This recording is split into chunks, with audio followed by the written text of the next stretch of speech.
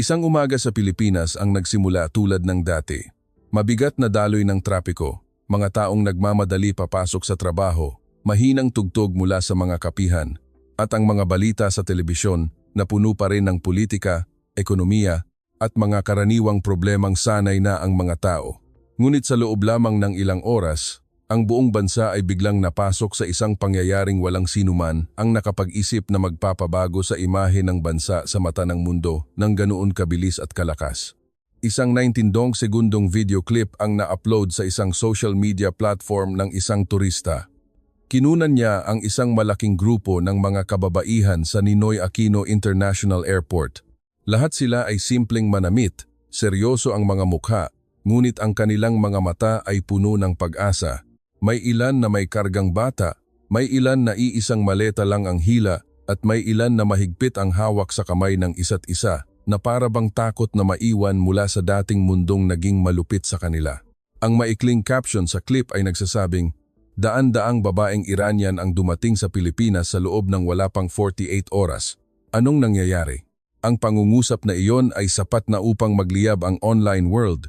Sa wala pang isang oras, umakyat sa pinakatuktok ng trending topics ang hashtag tungkol sa pangyayaring ito.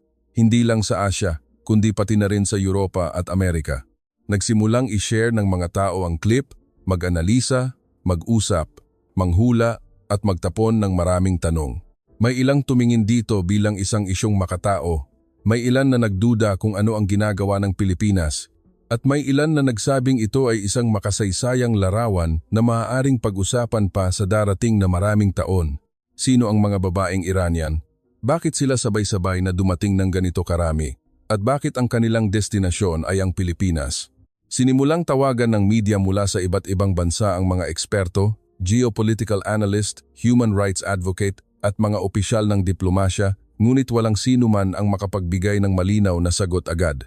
Ang tanging mayroon ay ang mga larawang kumakalat sa buong mundo. Ang imahe ng mahigit 500 kababaihan na naglalakad papasok sa isang bansa sa Timog Silangang Asya, na may mga mukhang pagod, ngunit puno ng pananampalataya.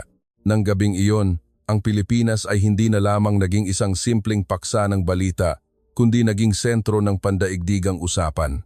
Marami ang nakakilala sa Pilipinas dahil sa mga dalampasigan, pagkain, makasaysayang simbahan, o sa tatak nitong "It's more fun in the Philippines." Ngunit sa pagkakataong ito, makikilala ng mundo ang Pilipinas sa ibang anggulo, isang anggulong mas malalim, mas mainit, at mas makapangyarihan kaysa sa dating imahe. At lahat ng ito ay nagsimula sa isang 19 segundong clip. Bago pa man tumuntong ang mga babaeng Iranian sa lupa ng Pilipinas, halos hindi pinansin ng mundo ang kanilang kwento.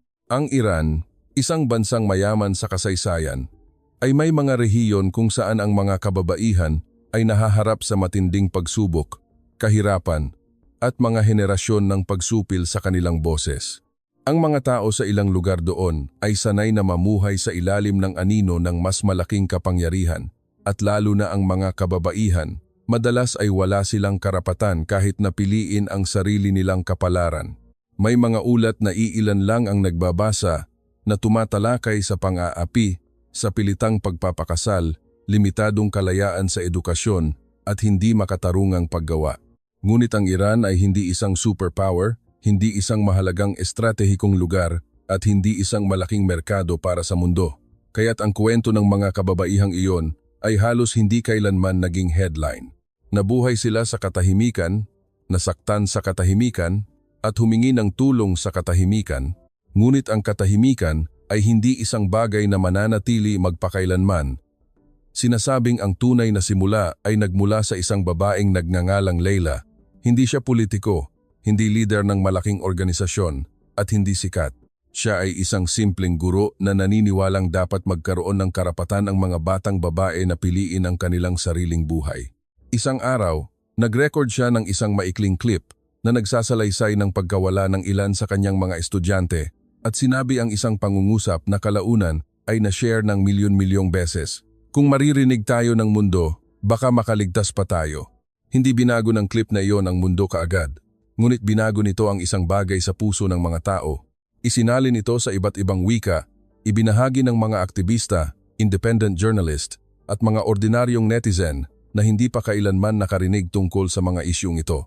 Hindi nagtagal, nabunyag na mayroong isang network ng mga voluntaryo at mga organisasyong sibil sa maraming bansa na tumutulong sa pag-organisa ng isang emergency evacuation para sa isang bilang ng mga kababaihan mula sa mga mapanganib na lugar. Ngunit ang tanong na nagpagulat sa lahat ay, bakit ang naging destinasyong bansa ay ang Pilipinas? Nagsimulang matagpuan ng iba't ibang panig ang mga piraso ng sagot ng paunti-unti.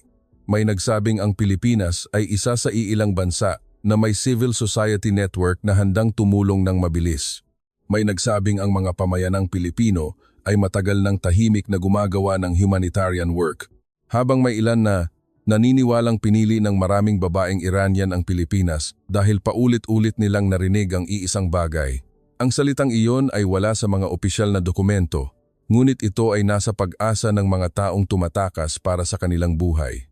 At kung minsan, ang pag-asa ay mas makapangyarihan pa kaysa sa anumang visa o kasunduan, nang maging malinaw ang impormasyon, kinumpirma ng international media na sa loob lamang ng 2 araw, mahigit 700 babaeng Iranian ang dumating sa Pilipinas sa pamamagitan ng iba't ibang flight, sa iba't ibang paliparan, at sa iba't ibang ruta.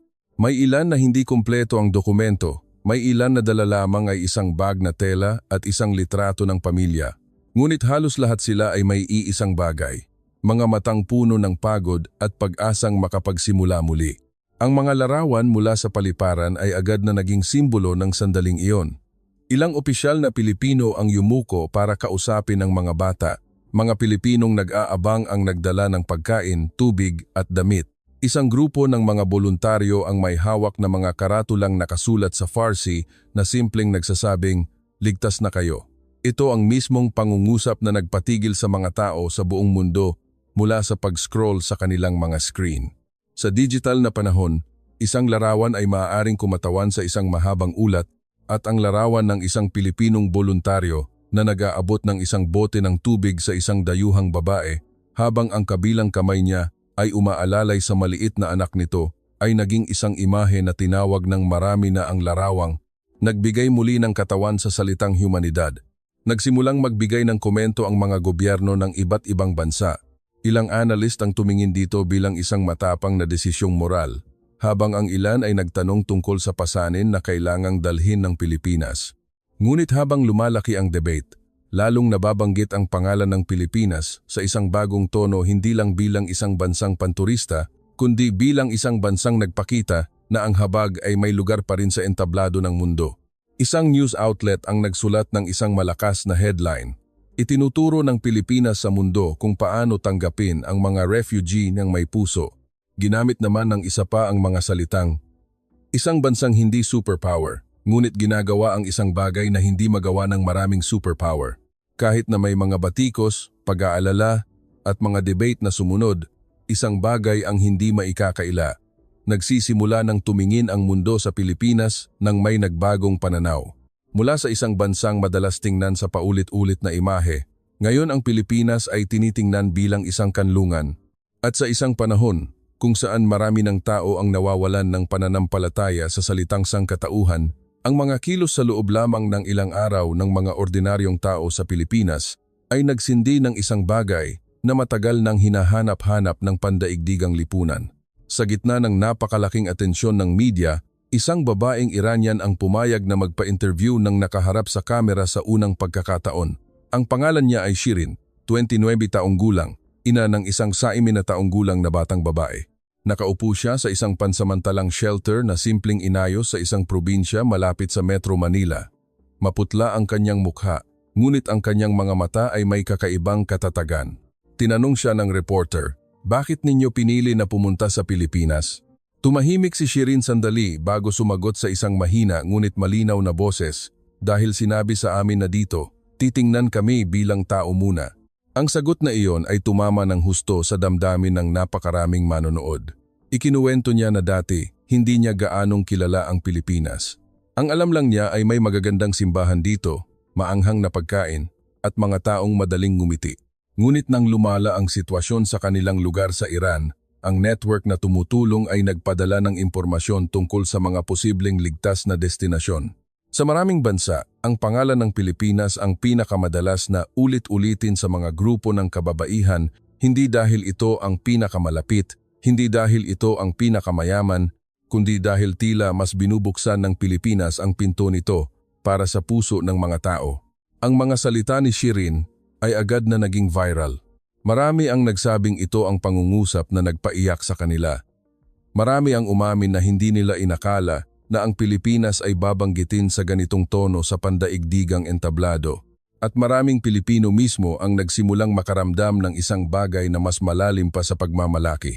Ito ay ang pakiramdam na marahil, ang bansang ito ay mayroon ng napakahalagang bagay noon pa man, ngunit hindi lang ito nakikita ng kasing linaw ngayon. Pagkatapos ng interview na iyon, si Shirin ay naging simbolo ng mga babaeng Iranian sa mata ng publiko. Ngunit hindi niya nais na maging isang bayani. Sinabi lamang niya na gusto niyang tingnan ng mundo ang lahat ng kanyang mga kasama, hindi lang siya.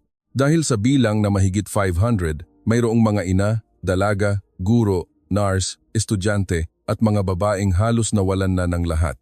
Sinabi niya, "Hindi kami pumarito para humingi ng awa sa mundo. Gusto lang namin ng pagkakataong mamuhay tulad ng isang ordinaryong tao."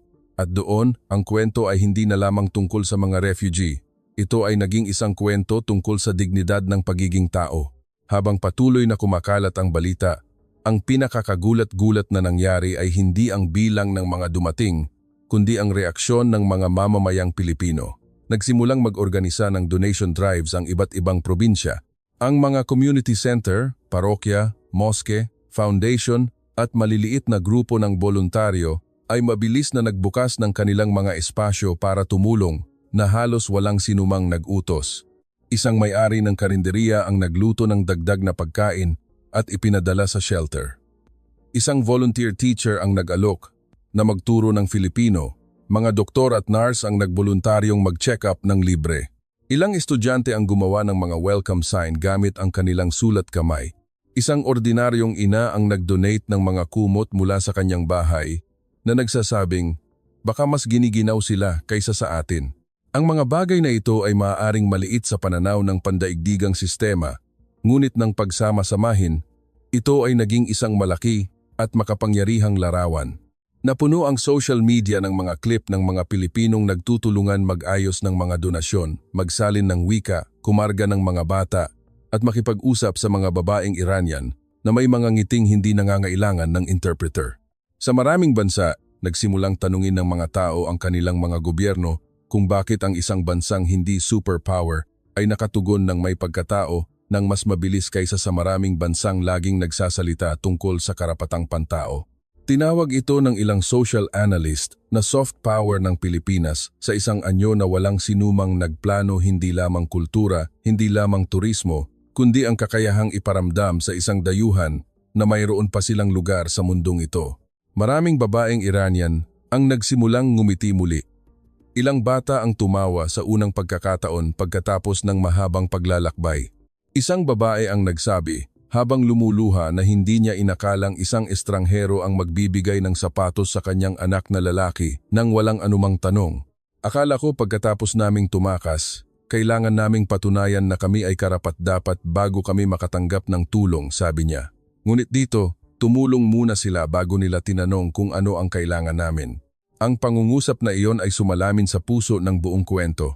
Dahil kung minsan, ang nagpapabago sa mundo ay hindi ang mga pahayag ng mga lider, kundi ang maliliit na gawa ng mga ordinaryong mamamayan na handang mag-abot ng kamay sa isang taong nalulunod.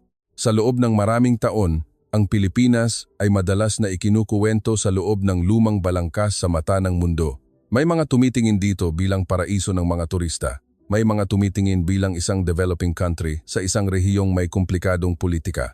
Ngunit ang pangyayaring ito ay lumikha ng isang lamat sa mga lumang imaheng iyon.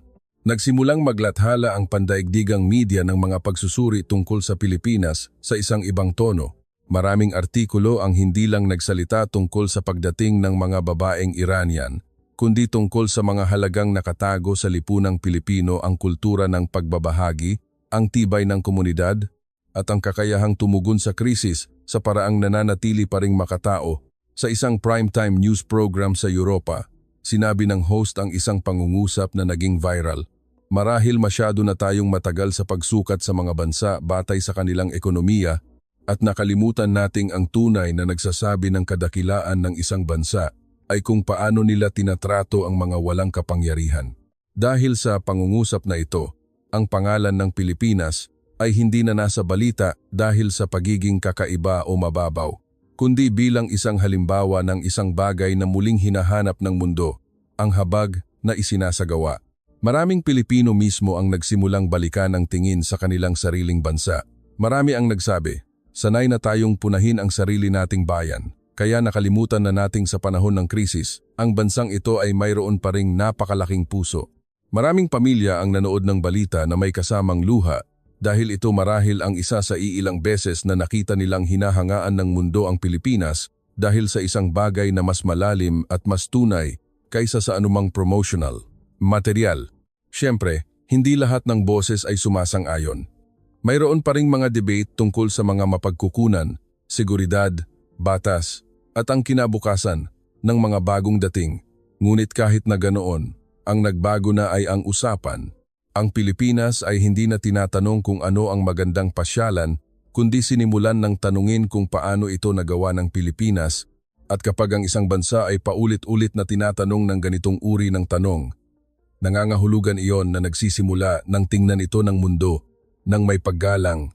Sa lahat ng mga larawang kumalat sa buong mundo, may isang larawan na namukod tangi kaya't tinawag ito ng mga tao na ang larawan ng siglo ng kabutihang loob. Ang larawang iyon ay nagpapakita ng isang batang babaeng Iranian, mga 7 taong gulang, na nakatayo habang yakap ang isang lumang manikang tela.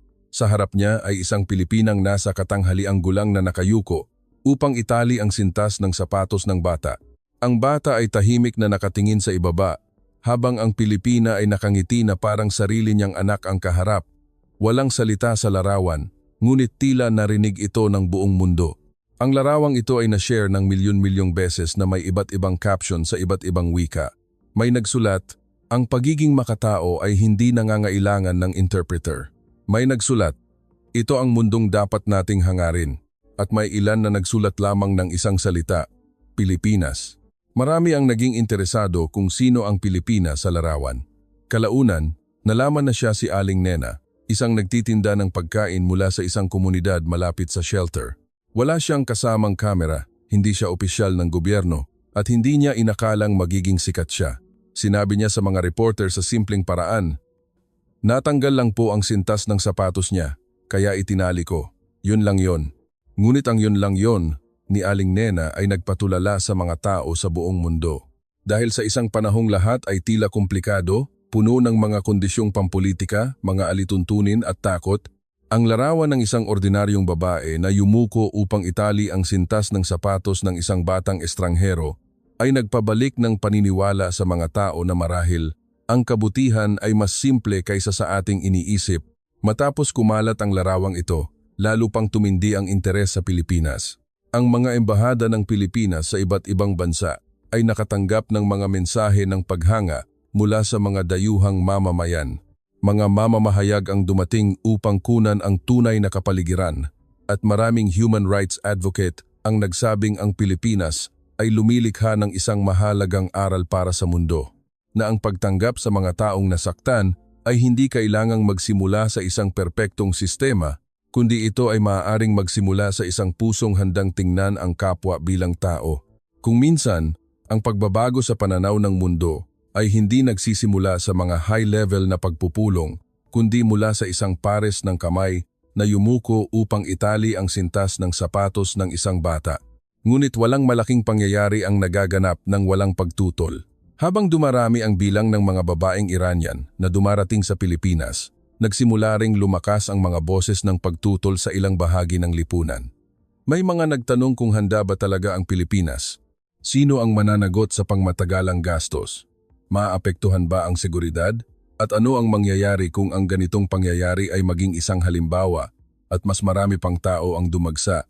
Ang social media, na dati ipuno ng pasasalamat, ay nagsimulang magkaroon ng matitinding debate. Ilang post ang nanawagan para sa buong pusong tulong, habang ang ilang post ay sumasalamin sa takot, kawalan ng katiyakan, at pag-aalala para sa hinaharap. Ito ang totoong mukha ng lipunan ng tao, Kahit may habag, laging may kaakibat na pangamba. Subalit, ang nakakaintriga ay hindi nito pinasama ang imahe ng Pilipinas sa mata ng mundo. Sa halip, maraming news outlet ang tumingin dito bilang pagharap ng Pilipinas sa parehong mga tanong na hinarap na ng maraming bansa. Ang kaibahan lang ng Pilipinas ay habang nagdedebate, hindi pa rin nito isinara ang pinto sa mga taong iyon.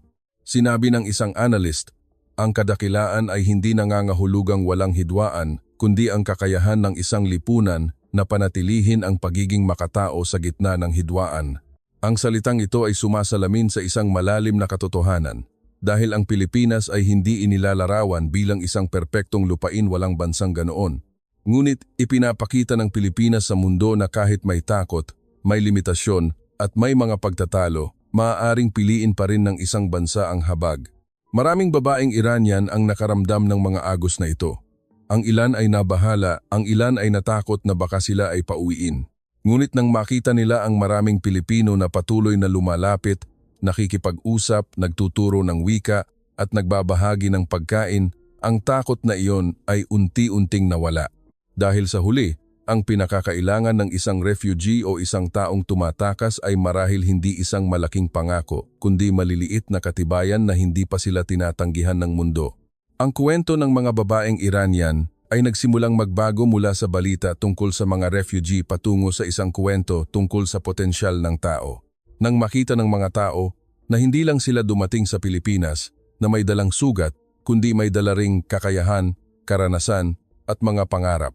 Sa bilang na mahigit 500, mayroong mga guro, artisan, nurse, mahuhusay na kusinera, matatalinong estudyante at mga babaeng dating leader ng maliliit na komunidad sa kanilang bayan. Hindi nila nais na manatili sa imahe ng kaawa-awa habang buhay. Marami ang nagsimulang magboluntaryo sa mga shelter kaagad tumulong mag-organisa, magturo sa mga bata, mag-alaga sa mga matatanda at magsalin ng wika sa kanilang mga kapwa. Dahil dito, maraming Pilipino ang nagsimulang tingnan sila hindi bilang isang pabigat, kundi bilang mga taong may halaga at handang tumayo muli kung bibigyan ng pagkakataon. May isang clip na malawakang na-share isang grupo ng mga babaeng Iranian na nagtutulungan magluto ng kanilang katutubong pagkain bilang pasasalamat sa mga boluntaryo. Habang ang mga Pilipinong boluntaryo naman ay nagdala ng pagkaing Pilipino para makipagpalitan, ang kapaligiran ay puno ng tawanan. Kahit hindi lahat ay nagsasalita ng parehong wika, ang hapagkainan noong araw na iyon ay tila isang espasyo kung saan lubos na nagkakaintindihan ang mga tao. Maraming gumagamit ng social media ang nagsimulang magsulat ng magkakatulad na mensahe. Hindi sila pumunta rito para humingi ng buhay mula sa atin, kundi para magbigay ng isang aral pabalik sa atin. At ang pinakamalinaw na aral ay ang lakas ng kababaihan. Dahil kahit dumaan sa pagkawala, mahabang paglalakbay, at pagharap sa isang bagong mundong hindi tiyak, sinisikap pa rin ng mga babaeng Iranian na alagaan ang kanilang mga anak, ayusin ang kanilang buhay, tulungan ang isa't isa, at tumayo ng may dignidad. Dahil dito, hindi lang naawa ang mga tao sa buong mundo sa kanila, kundi nagsimula rin silang igalang sila. At sa sandaling magsimulang igalang ng mga tao, ang mga dating tinitingnan bilang mahina, doon nagbabago ang salaysay. At ang Pilipinas ang naging lugar na nagbukas ng espasyo para mangyari ang pagbabagong iyon. Ang nagpaiba sa pangyayaring ito mula sa mga nakaraang krisis pantao ay ang bilis ng social media. Noong una, ang mga ganitong kuwento ay kailangang maghintay ng balita sa telebisyon sa gabi o ng pagsusuri mula sa mga internasyonal na organisasyon bago maging isang issue. Ngunit sa pagkakataong ito, lahat ay nangyari sa harap ng mundo ng real time. Ang mga clip mula sa paliparan, mga larawan mula sa shelter, ang boses mula sa interview ng mga babaeng Iranian, at ang pagtulong ng mga Pilipino ay na-record, na-edit, na-share ng paulit-ulit, at isinalin sa iba't ibang wika hanggang sa mabilis na tumawid sa mga hangganan. Isang platform ang nagpasa sa isa pang platform, mula sa ordinaryong manonood patungo sa mga sikat na personalidad, mula sa kanila patungo sa mga mamamahayag, at mula sa mga mamamahayag patungo sa entablado ng politika. Hindi nalaman ng mundo ang kwento sa pamamagitan lamang ng mga pahayag, kundi sa pamamagitan ng tunay na imahe, tunay na boses, at tunay na luha. Ito ang nagpabago sa balanse ng kapangyarihan sa pagkukuwento. Hindi na kayang kontrolin ng mga bansa ang kanilang imahe tulad ng dati dahil ang mga mamamayan sa buong mundo na mismo ang lumilikha ng kahulugan. At sa pagkakataong ito, sabay-sabay na lumikha ang napakaraming tao ng isang bagong salaysay tungkol sa Pilipinas, isang salaysay ng isang bansang nagbukas ng pinto habang ang iba ay nagsasara. Marami ang nagsabing ito ay isang tagumpay ng nahahawakang katotohanan laban sa isang ginawang imahe. Dahil kahit may sinumang sumubok na baluktutin o batikusin ito, ang larawan ng isang Pilipinang nagtatali ng sintas ng sapatos para sa isang bata, ang larawan ng isang voluntaryong tumutulong magbuhat ng bag, at ang larawan ni Shireen na nagsasabing dito, tinitingnan kami bilang tao muna ay nakatanim na sa alaala ng mga manonood. Ang social media ay maaaring isang lugar ng kaguluhan, ngunit sa ilang sandali, ito ay nagiging isang entablado kung saan mas mabilis na naglalakbay ang habag kaysa sa pagkiling. At sa pangyayaring ito, hindi nanalo ang Pilipinas dahil sa anumang kampanyang pang-promotion. Nanalo ang Pilipinas dahil ang mga ordinaryong tao ay gumawa ng isang bagay na sapat na totoo para paniwalaan ng mundo gamit ang sarili nilang mga mata. Sa loob ng ilang araw, ang mga mapanuring artikulo mula sa mga akademiko at kolumnista sa ibang bansa ay nagsimulang gumamit ng isang salitang hindi madalas na makitang kasama ng Pilipinas sa pandaigdigang konteksto, ang salitang dignidad. Hindi nila tinutukoy ang dignidad ng Estado sa aspeto ng kapangyarihan, kundi ang dignidad ng isang bansang nagtrato pa rin sa mga marurupok ng may karangalan. Maraming mauunlad na bansa sa mundo ang may mas matatag na sistema, mas malaking budget at mas malaking impluensya kaysa sa Pilipinas. Ngunit ang pangyayaring ito ay nagdulot ng isang hindi komportableng tanong. Kung gayon, bakit ang ilan ay tumutugon sa mga tumatakas sa pamamagitan ng mga pader, habang ang iba ay tumutugon sa pamamagitan ng tubig at pagkain? Sa isang unibersidad sa Europa, tinalakay ng isang propesor sa social sciences ang kaso ng Pilipinas sa kanyang klase, na sinasabing ito ay isang mahalagang halimbawa kung paano ang kultural na kapital at moral na kapital ay nakakaapekto sa reputasyon ng isang bansa nang higit pa sa inaakala ng maraming gobyerno. Nagsimulang maging interesado ang mga estudyante sa Pilipinas sa isang bagong dimensyon hindi lang tungkol sa turismo, kundi pati na rin sa papel nito sa lipunan at humanidad. Ang sitwasyong ito ay nagkaroon din ng hindi direktang epekto sa mga Pilipino sa ibang bansa. Marami ang nagkuwento na ang kanilang mga kasamahan sa trabaho o sa unibersidad ay lumapit sa kanila na may ibang tono. May nagsabi, "Ngayon ko lang nalaman na ganyan pala kalaki ang puso ng bansa ninyo." Ang ganitong mga pangungusap ay maaaring maliit, ngunit para sa mga taong madalas makita ang kanilang bayan na nababawasan sa iilang imahe lamang, ito ay may malalim na kahulugan. Ang pangalan ng Pilipinas ay nagsimulang maiugnay sa mga salitang habag, kabutihang loob at dignidad sa mga pandaigdigang usapan. Hindi dahil ang Pilipinas ang pinakamayaman, hindi dahil ang Pilipinas ang may pinakamalaking kapangyarihan, kundi dahil ipinaramdam ng Pilipinas sa mga taong halos wala nang natira na mayroon pa silang halaga. At iyon ay isang bagay na kahit ang ilang superpower ay hindi mabibili ng pera. Habang nagsisimulang tingnan ng mundo ang Pilipinas sa ibang paraan, nagsimula ring tingnan ng mga Pilipino ang kanilang sariling bansa sa ibang paraan. Ang pangyayaring ito ay naging parang isang malaking salamin na nagpakita sa lipunan na kahit maraming problema ang bansa, sa ilalim ng kaguluhan, mayroon pa ring isang ilog ng habag na tahimik na dumadaloy. Marami ang nagsimulang magtanong sa kanilang sarili, bakit ngayon lang natin naramdaman ang ganito kalalim na pagmamalaki sa pagiging Pilipino dahil sa pangyayaring ito? Bakit kailangan pang hintayin ang mga tao mula sa malayong lugar para ipakita sa atin ang halaga ng ilang bagay sa sarili nating lipunan? Ilang pamilya ang nagsimulang pag-usapan ang tungkol sa mga refugee, karapatang pantao, at pagiging tao sa paraang hindi pa nila napag-usapan dati. Ilang paaralan ang ginamit ang kasong ito bilang isang aral tungkol sa empatiya. Ang mga bata ay gumuhit ng mga larawan ng watawat ng Pilipinas katabi ng mga kamay na magkahawak sa kabila ng kultura. Maraming media outlet sa Pilipinas ang nagsimulang baguhin ang kanilang tono mula sa pag-uulat ng mga pangyayari patungo sa pagtatanong ng mga makabuluhang katanungan. Ano ba ang nais maging ng bansang ito sa modernong mundo? Maging isang destinasyon lang ba tayo ng turista o isang lipunang aalalahanin dahil sa ating puso? Ito ang isa sa pinakakawili-wiling resulta ng lahat. Hindi lang nito binago ang imahe ng Pilipinas sa mata ng mundo, kundi ginising nito ang isang kamalayan sa loob mismo ng Pilipinas. Ang mahigit 500 babaeng Iranian ay hindi lang dumating sa Pilipinas, tila nagdala rin sila ng isang pagsubok. Isang pagsubok kung paano natin titingnan ang isang estranghero.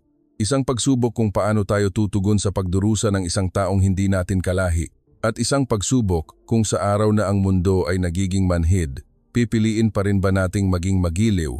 Kahit papaano, sa sandaling iyon, ang sagot ng Pilipinas ay nagpaniwala sa maraming tao na ang bansang ito ay mayroon pa ring liwanag. Nang lumipas ang panahon, ang pangyayaring ito ay nagsimulang tingnan sa isang mas malawak na dimensyon. Hindi na lamang ito tungkol sa mga babaeng Iranian na tumakas mula sa pagdurusa patungo sa Pilipinas, at hindi na lamang tungkol sa Pilipinas na tumanggap ng papuri mula sa iba't ibang bansa.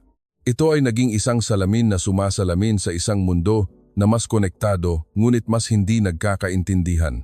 Isang mundong madalas magsalita tungkol sa karapatang pantao, ngunit kung minsan ay nakakalimutan ang tunay na taong nasasaktan. Pinaharap ng mga babaeng Iranian ang mundo sa pinakasimple ngunit pinakamabigat na tanong. Kapag may isang taong tumatakas para sa kanyang buhay at nasa iyong pintuan, ano ang gagawin mo? Sinagot ng Pilipinas ang tanong na iyon sa pamamagitan ng pagbubukas muna ng espasyo, kahit wala pa ang lahat ng sagot, kahit may mga problemang kasunod. Ngunit ang mismong pagbubukas ng espasyo na iyon ay lumikha ng isang alon na mas malayo kaysa sa inaasahan ng sinuman. Sa maraming bansa, nagsimulang muling buhayin ang usapan tungkol sa mga patakaran sa pagtanggap ng mga refugee at mga tumatakas. Ginamit ng mga aktivista ang kaso ng Pilipinas bilang isang halimbawa na ang habag ay hindi kahinaan kundi isang anyo ng katapangan. Habang sinuri ng mga public communicator kung bakit ang salaysay mula sa Pilipinas ay nakaantig sa puso ng mga tao sa buong mundo, gayong ang bansang ito ay hindi sentro ng kapangyarihan ng mundo. Ang sagot ay maaaring napakasimple. Dahil pagod na ang mundo sa pagiging manhid.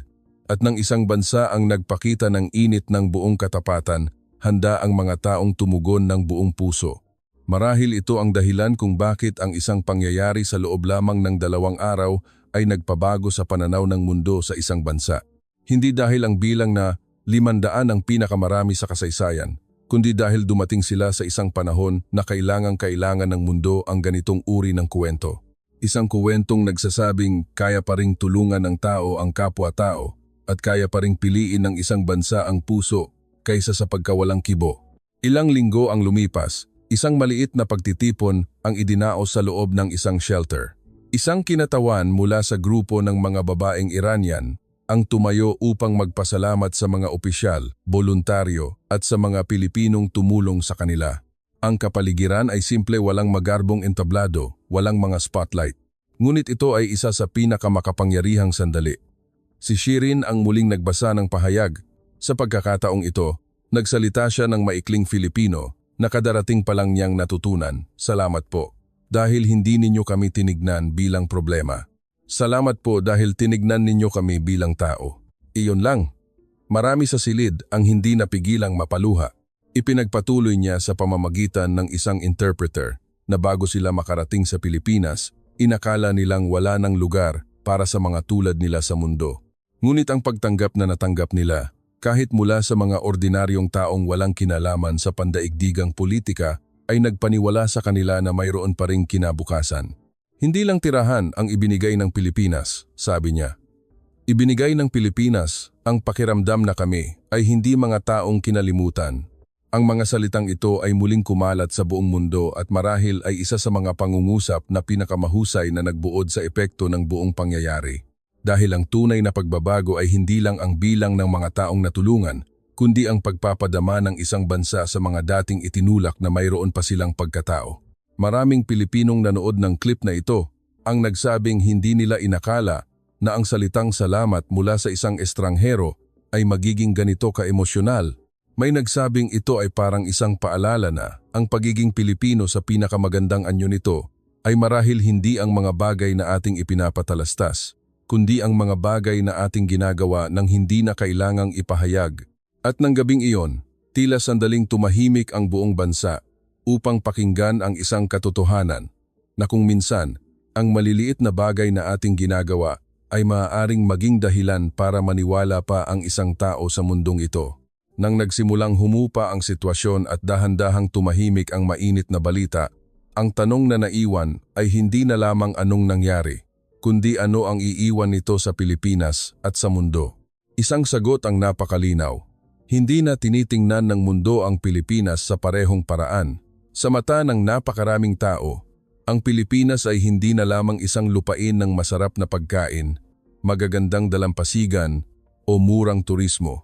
Ito ay naging pangalan ng isang bansa na minsan ay nagbukas ng pinto para sa mahigit 600 kababaihan na halos hindi pinakinggan ng mundo upang makahinga muli. Siyempre, isang pangyayari ay hindi kayang burahin ang lahat ng problema ng bansa. Hindi nito kayang baguhin ang katotohanang pampulitika, ekonomiya o panlipunan sa isang iglap. Ngunit kung minsan, ang tunay na nagpapabago sa mundo ay hindi ang pag-aayos ng lahat ng sabay-sabay, kundi ang paglikha ng isang katibayan na kaya pa ring piliin ng tao na gawin ang tama. Ang mga babaeng Iranian ay dumating sa Pilipinas sa loob ng 2 araw, ngunit ang epekto ng kanilang pagdating ay maaaring manatili sa alaala ng mundo sa mahabang panahon. Dahil dito, maraming bansa ang inihambing, maraming lipunan ang napalingon upang tanungin ang kanilang sarili, at maraming Pilipino ang mas nakita ang halaga ng kanilang sariling bayan. Sa huli, ang kwentong ito ay maaaring hindi lang tungkol sa paglikas, hindi lang tungkol sa pagiging viral, at hindi lang tungkol sa imahe ng isang bansa. Ito ay tungkol sa isa sa pinakamahalagang tanong sa ating panahon. Kapag ang mundo ay puno ng mga pader, sino ang magbubukas ng pinto? At kahit minsan lang sa kasaysayan, sa sandaling ito, ang sagot ay Pilipinas.